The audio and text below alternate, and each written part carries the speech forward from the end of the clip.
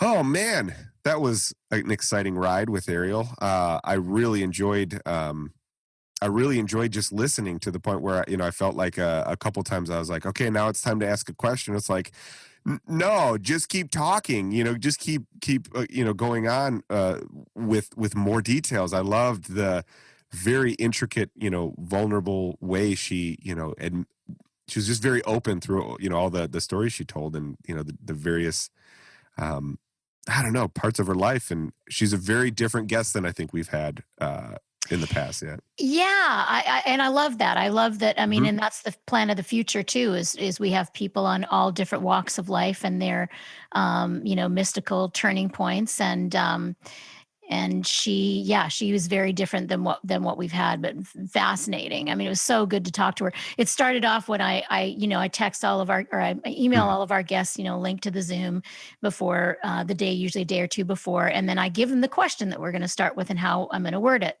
But that's the only question they get, is just how we're going to start the conversation. And so she emails me back right away, and she's, because the question is, when did you become a seeker?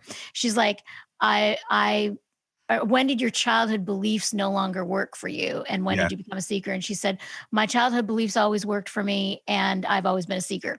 And I was like, okay, this is going to be a fun conversation.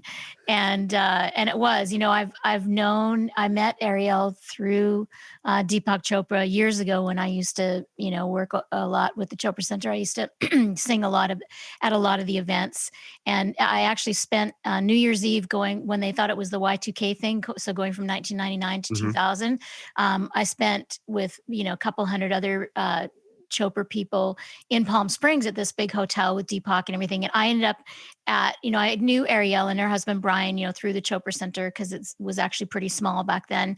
But I ended up at their table New Year's Eve, and that's how I really got Gotcha. to know them better. And funny story is, I I've always, you don't know this one, Sean. Yes. Dirt. So it is dirt. I've always believed that whatever you do New Year's Eve has the power to bring in the energy for the year. Mm. And so typically over my life, I've been single New Year's Eve. So it's like, okay, if I just make out with a really good looking guy New Year's Eve, then I will manifest, some soulmate energy for the coming year. Uh, And so here we are, a couple of hundred of us at this hotel in Palm Springs. We're hanging out at the pool and we're having dinners. And I'm like looking for the good looking guys in the group. And there's like one in a couple hundred people. There's one single one that he's like really tall. He's like 6'6". He was the photographer. His name was Trent. And so I was like, okay, I'm going to find him at midnight and make out with him at midnight. So sitting with Ariel and Brian, and there was like, I don't know, 10 other people at our table. And midnight comes, and Trent's nowhere to be found. And so I'm hugging and kissing. I think I hugged and kissed my friend Shay Shay, who's still a good friend of mine today. Because that's 20 years ago now. And she makes the jewelry for the Chopra Center. And we were both single at the time. So, anyways, then Deepak's going to take everybody to on this gondola at like, I don't know, 2 o'clock in the morning or something. Everybody's going to head up to the gondola. Oh no, must have been like 4 in the morning to see the sunrise. Gotcha. So I don't want to go because it's freezing cold. And so I'm sitting in the lobby saying goodbye to everybody, and I'm just kind of hanging out. And all of a sudden, everybody leaves, and Trent walks up. And so we Mm. just start talking. And so, anyways, finally we end up in this like ballroom that's empty because he's got a roommate and I've got a roommate, and we totally make out as in kiss, like nothing else. We kiss in this ballroom that's like we turn the lights off and lay on the floor and make out for a couple hours, right? And fall madly in love, which is what I used to do in 2 hours, And Ah, then I was supposed to fly out a day so later, and so was he. He lived in Colorado, and we both extended our stay. So we drove from Palm Springs back to La Jolla, and we actually had lunch with Brian and Ariel. gotcha. So so that connection to them and one of my romantic antics, because it's interesting, like Ariel talks about that she'd never had that happen with anybody else. I've Mhm. had that happen A lot. I'm gonna With say almost that. hundreds, but probably not hundreds, but a lot. I've had that happen where like the song that I wrote after I met Trent was "This Is Love," and then I used to joke, "This is love for 1 week. Love, love." And it just used to happen to me all the time. I used to meet these Yeah. people, there was like a really strong connection, and so, yeah, that was my connection with Arielle and her husband, Brian, like the deeper connection that we've had, and yeah, that's my story. I like it, man. And that's what's, I think oftentimes we get into, well, I don't know, I certainly get into this spiritual inquiry to such a degree that we forget to have these free moments and just kind of the go with the wind moments. Because I don't have those kind of moments, eh, Be but I maybe you've been having them for both of us. I think I've been having them for like, But that's why I'm on such a sort of monk path now because I yeah. really, yeah. So anyway, I'm sorry to interrupt. No, no, no, not at all. I mean, well, and that's what's interesting, and you and I have had plenty of conversations where we've hashed out. That's why I said I don't know this story. That's a unique thing not to know some of these stories of yours, because it's funny to rehash these just crazy, chaotic, serendipitous moments where it's like, oh, and just so you know, this is how I know I'm not in control because 10 reasons. And that's what I really enjoyed about Ariel was, y- if you listen to her stories, she has well, I don't want to say, not that she's not a powerful woman, but she's very present to her life, kind of a person. And you kind of start to think, well, maybe this person's just really in control of their life. And as it turns out, she's very good at letting go of certain parts of her life, and Yes. that's the difference, is I think why manifestation can work, and just being free in the moment to express what's in the moment, and that's so what's interesting is, because we did talk about her answer before the podcast. We talked about my childhood beliefs always worked for me, and I've always been a seeker. Well, I don't know about you, but I took that as her childhood programming and her beliefs that she was programmed with worked for her. But that's not what she was talking about, which was really great to uncover. Why her childhood beliefs worked for her was because she, from the get-go, lived in a different dimension, as from culture, society, from her own. It sounds like we didn't get too much into her childhood, but she had a whole separate world going on in Yeah, her she was own. born mystical. She Yeah, remembered yeah, things before she was born, which is what, when she emailed me back and said that, because I know what she's done in her life, gotcha. I kind of was thinking that would be more likely be the story than her, Gotcha. being, yeah. I kind of had a feeling that it would be a similar thing to me where she kind of remembered before and in touch because she's just so mystical.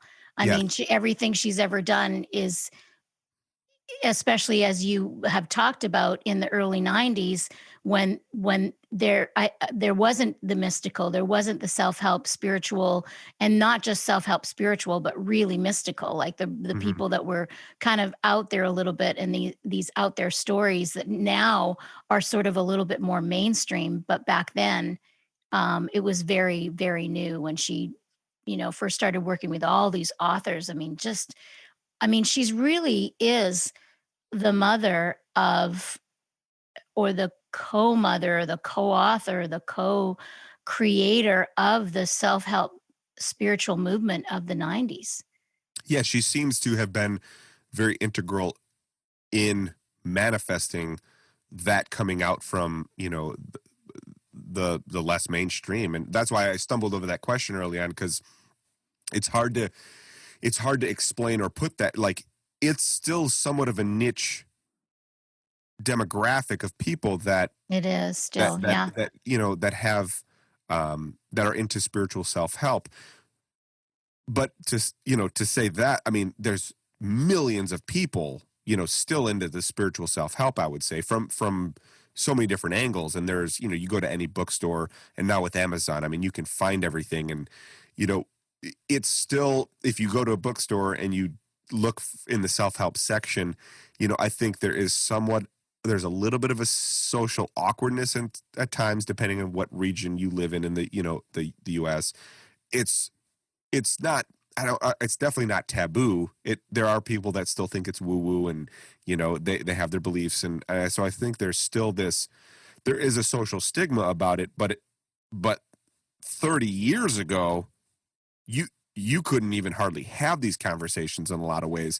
So it is, I wish we had, a couple more hours to even hash out some of that process of like, what was that like for you? Did it feel like a battleground? But then again, I don't know that's we would have gotten that from her, because I don't think she looks at it that way. It was just, this is what I can do.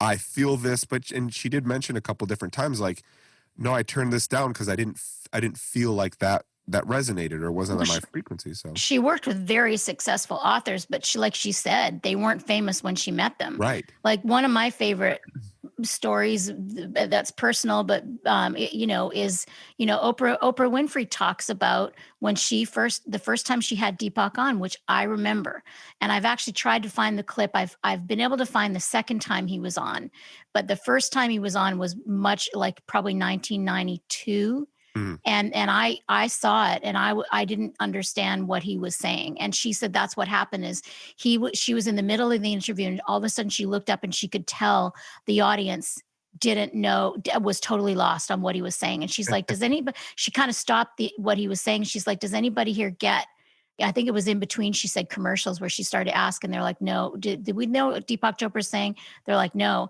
And that's when she actually, she still would have spiritual people on, but she started a satellite radio interview show mm, early in the 90s so that she could interview spiritual people and get that need.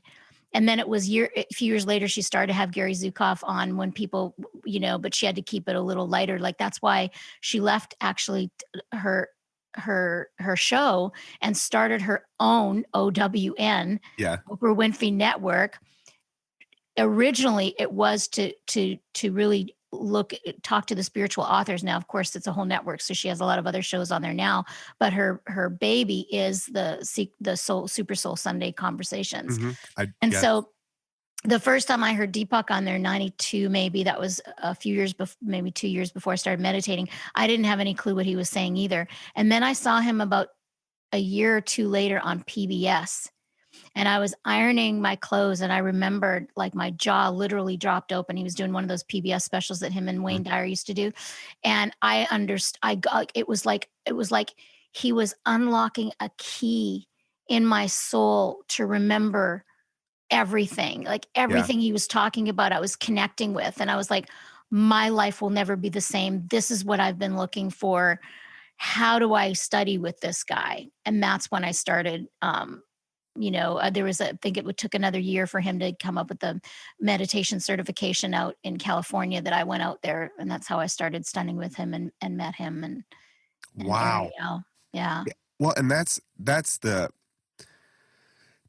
interesting part about bringing not even really a movement, bringing a movement into the social consciousness. The early stages of that is going to be like, it's going to seem like almost nothing, because people don't have context for what you're even talking about in a lot of senses, that it takes a second, third, or fourth conversation. But the masses are are generally going to react, either confused or angry, or like this is some sacrilegious, new movement. But there are people that it opens up, and it is a key, but I just can't even imagine, you know because I don't remember what the early 90s were like. I wasn't old enough to really have an adult mind about it, but looking back, I understand now what was happening and what the social mindset was at that time, to a degree that I can. And knowing how much friction I've had in my spiritual upbringing, where I was it was the early 2000s before I was even, in high school. I know what that was like for me, and how much I was craving those kinds of conversations, but didn't feel like I had access in a lot of ways to that. I'm sure 10 years prior, there were people just like me that there was a thing that wasn't right, and they didn't know what it was. There was no frame of reference anywhere in their social culture that could lead them anywhere. And then this movement happens, and I think like anything, the symptoms of that movement are, what you guys mentioned at the end is, paying whatever for Fruity Lulus. What would you guys call those? Fruity Lulu, Fruity Lululemon, Lululemons. Lululemon.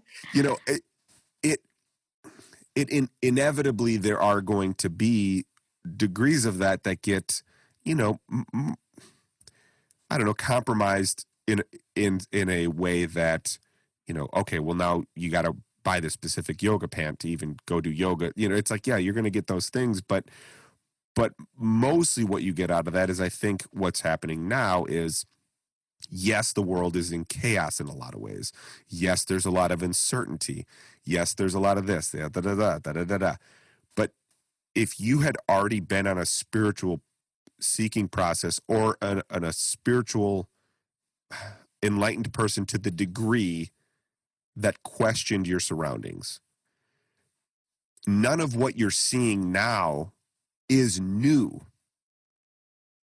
It's only new for the mass consciousness, for the social consciousness.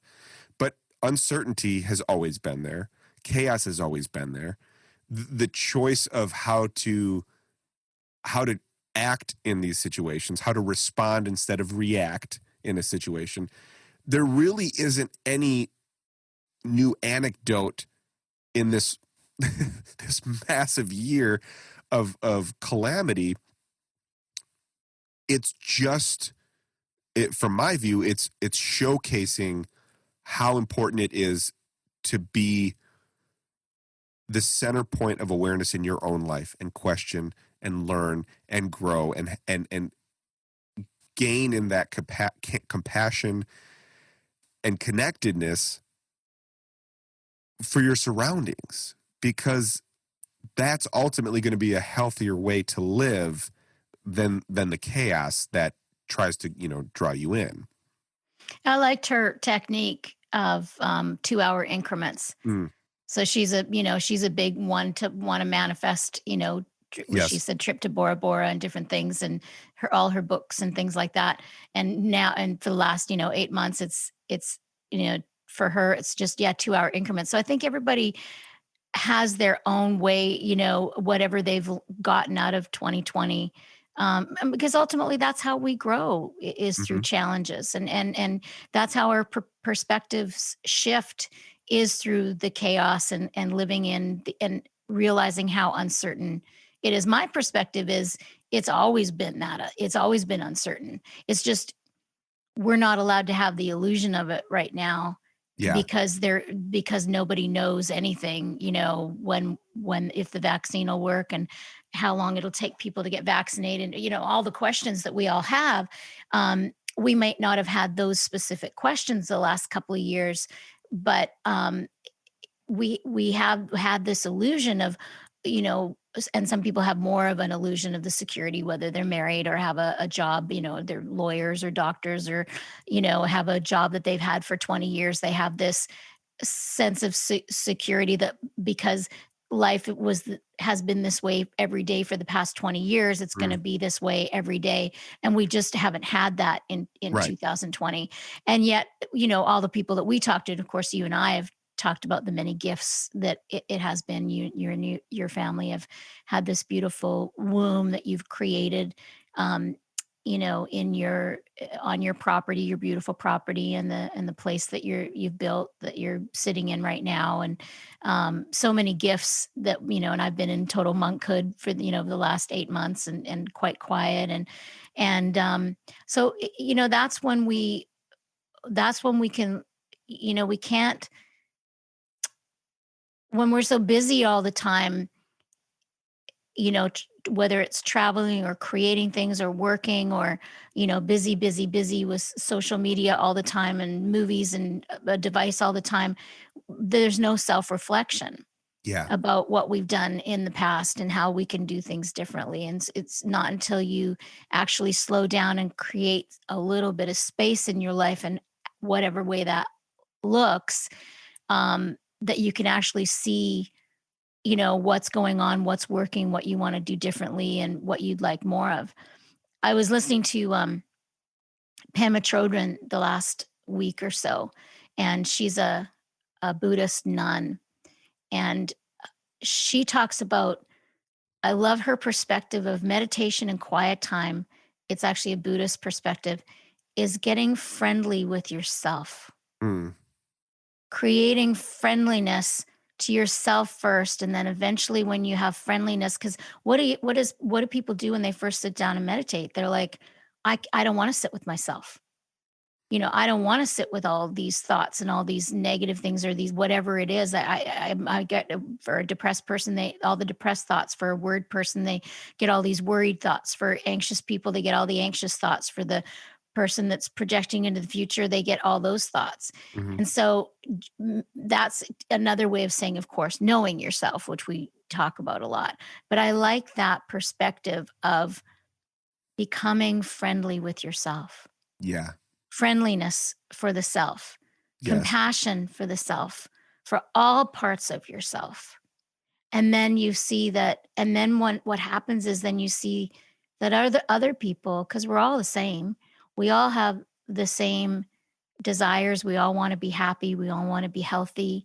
And now different, that means different things for different people, which is fine. But that's what we want for ourselves and other people. And so the more we can know ourselves and be okay with being alone with ourselves and really discover this friendliness within our own being, then that's what we can share in the world. Yeah. Yeah. And it's it's an interesting process, and it's a unique process for everyone because you're it's letting go of all the things that you're not. And I know this is not something I'm making up. It's letting go of all the things that you're not. And that tends to be a very sticky process.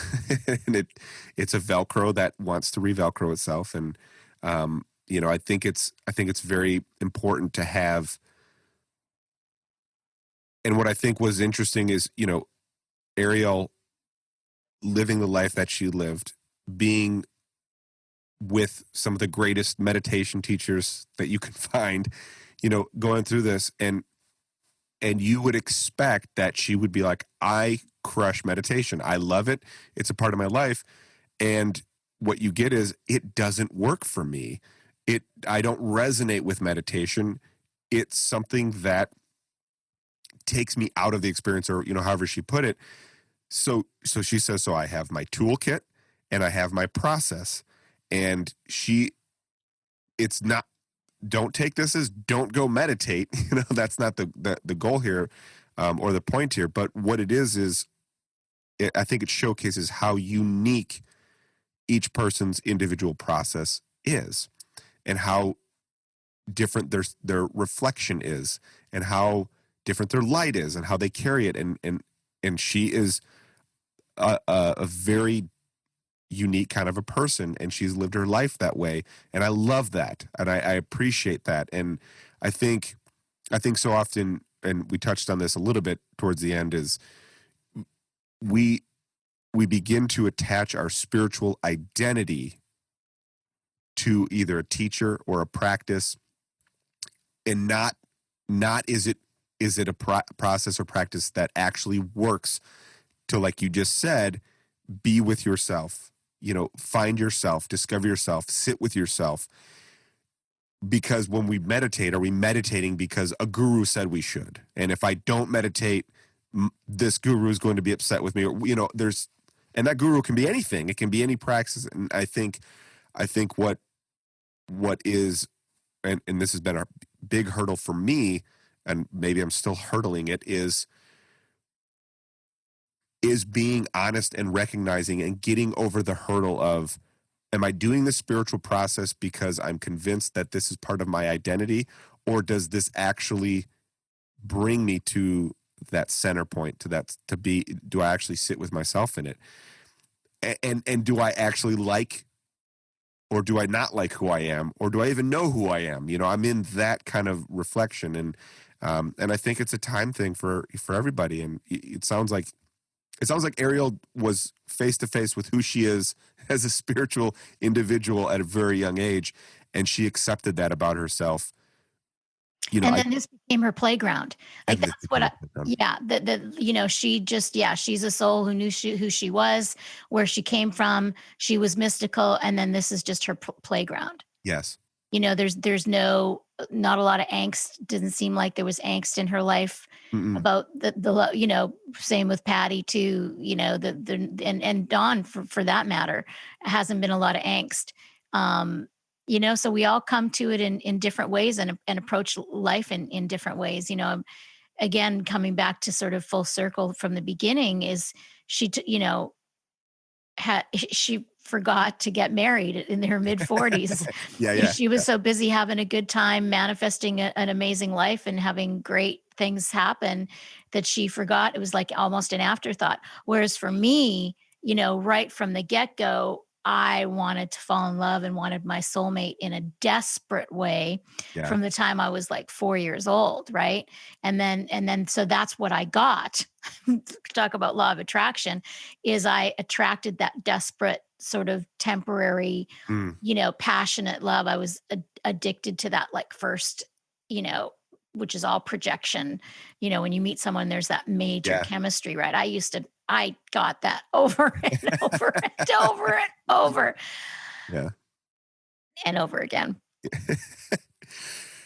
Well, and I think what is interesting is that when she hit that was a turning point for her, is realizing that, oh, I forgot to fucking get married. I think not having the depression programming, she didn't seem to have that. I'm speculating, of course, but a lot of people, when they find that they have lack of, or I don't have the love of my life, or I don't have my soulmate, I'm lacking in my soulmate. See, that wasn't the mechanism for her. It was, oh, I forgot to put awareness, attention, and focus on this area of my life. It wasn't that, I mean, obviously she didn't have her soulmate. She said she didn't really think about it until, Saturday night at 11. But she owned the reason why in a big way, which was, I wasn't putting focus and awareness Yeah. on finding a soulmate. And I think what happens is, a lot of people, and this is not just for your soulmate, this can be for a lot of things, is when you realize you're lacking, your focus and awareness becomes on the lacking That's instead right. of the finding or the discovering or the potential of that coming into fruition. And, I think that's kind of one of her secret weapons, as it seems, is it's there's not a lot of focus for her on the why something is or isn't. Well, this just fucking works for me. This is the world I live in. And in a lot of ways, I envy that immensely. As you know, I microanalyze the fuck out of everything. So I envy that. But I think her secret weapon is, okay, here's something I just discovered. The what I discovered is, I haven't found my love. Okay, now I'm going to focus on finding my love. That is a very basic, integrated stepping stone process. But her thing is just, okay, go find now. And I think that's, served her very well. And I think it's, a beautiful thing. But she also doesn't, she, what I loved about her love story, and finding, meeting Brian, and that whole thing, is she wasn't hiding the fact that she was totally beside herself in that moment. I love that. I love the way she put it. She's like, I was hungry. My stomach was growling. I had the impulse to massage a stranger and I just had to get some fresh air, and I loved that she was so casual about the the calamity of that situation, and I wasn't doing my job, I wasn't paying attention, I was just lost in this moment, but she still seized the moment and followed, whatever that relationship with intuition is, and she's like, obviously, there's something here. I need to focus and be aware of this, and I can't worry about things like, am I going to say the right thing or am I going to say the wrong thing, and I love that she's like, I found myself saying things I shouldn't and wouldn't ever say, and there's a courage to that, or there's I don't know, I don't want to say fearlessness, because she had, I was terrified with all this stuff, but she still went on the adventure. And I think I can resonate personally with the fact that I forgot to go on a lot of adventures. I forgot to take spiritual risks and trust the gravity that was very clearly pulling me in a direction, with someone, with something, with some, and whatever. And instead of just being in life, instead of using this life as a playground, that the fear for me manifested micromanaging and trying to anticipate the outcome of something. So once I anticipate the outcome, well, then I have something to attach to. Great. So now when that doesn't come out the way I expected, I'm going to be disappointed and I'm going to lose trust in the process. When in fact, I never actually trusted in the process and went with the wind, rode the wave. And that was the biggest lesson I think that I was having internally from that, is fucking live your life. Speak your truth. And trust the process. And trust the fucking process. Yeah. So that's what I got out of that. I love that. It was a mirror for living life, man, and not just. Well, you do that already, Sean, I feel like you do that with your children, the way you're raising your children and the way you're living your life in Wisconsin, creating, like, I think you are, or maybe you're settling into that more maybe now in the last, couple years. And you did that with Elliott Root too. Yeah. I mean, that was a huge leap of faith that took a lot of guts and blind faith and trust of a lot of times. Yeah, and I agree with you.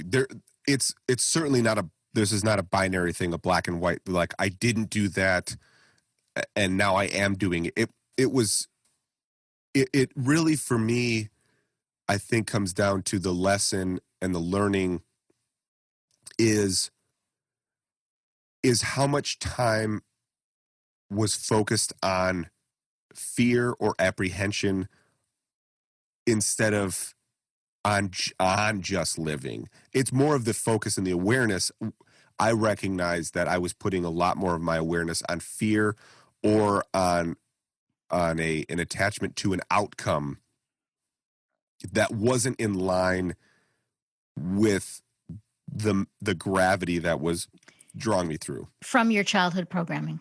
From my childhood programming, and which is what, and what's fascinating about being up in Wisconsin, which is where I was born and raised, very close to, I've had to develop a new relationship because, and the people, I had some family members that are closest to me, brothers and cousins, and a lot that did like what I did was leave, the social programming, because that was the only way to get away from it, was to escape.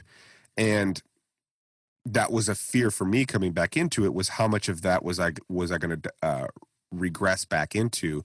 And there has been moments of that where I tend to act in a certain way when I'm around different family members for certain different reasons. But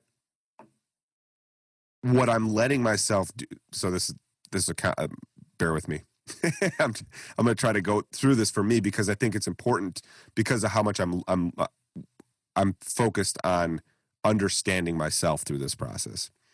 And I definitely feel myself in certain moments shifting and changing how I act, how I behave to a certain degree because of my surroundings, because of the programming. But what I don't do afterwards is feel ashamed or guilty or any of those other, I don't feel depressed. I just call it for what it is. Programming is strong, and these are strong programmed gravities for me. We'll call them trauma points, not from a negative point, but the people that you surround your life with that helped program your childhood that you then peeled away from, they still are, they're like these beacon points for that programming, and they will inadvertently try to draw you in. And the practice has been, oh wow, I digressed back into that programming. Let me look at that, and next time maybe I won't.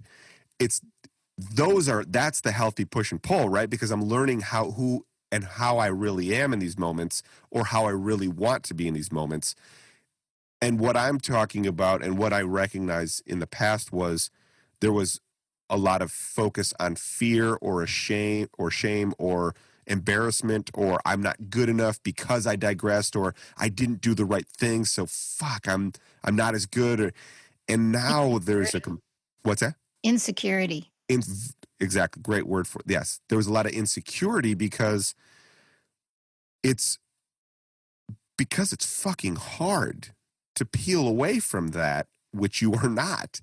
And that's what I think is empowering about a lot of these conversations, but a lot about, what I love the most about this conversation was how it was an affirmation of how to be yourself without doing, X amount of time of self doubt and self repression and self, depression, and without all that garbage that you pile on after the fact, because this waking up process is very difficult. And what has been absolutely certain is there's definitely multiple turning points in almost every guest's life at certain, at random points, on their timeline. And I think that makes it feel okay to be in my own process and feel comfortable in my own process and not try to identify or model after anybody else's process. Rather, there are certain little beautiful gravities or affirmations or inspirations. Take those inspirations from these other people's processes and figure out what your magic is. What is your inspiration to yourself? That's what this process has been for me, and I feel uplifted right now. I feel a little sassy. Arielle's a little sassy. She's a little sassy, and I like that. It's fun to hear her, just explain her life and be vulnerable in her life. That's beautiful. I love that. Find your magic. Yeah, man. Yeah. Hmm. That was a good one. Yeah, they're all fucking good. They're all great. Uh, Yeah, next week's fun too. yes, man. Well, I'm looking forward to it, and I'm looking forward to everything coming up. It's just, like Arielle said, you can't really project too far ahead. So, baby steps at a time. All righty. All right. Love you. Thank you so Love you. much. Bye. Bye.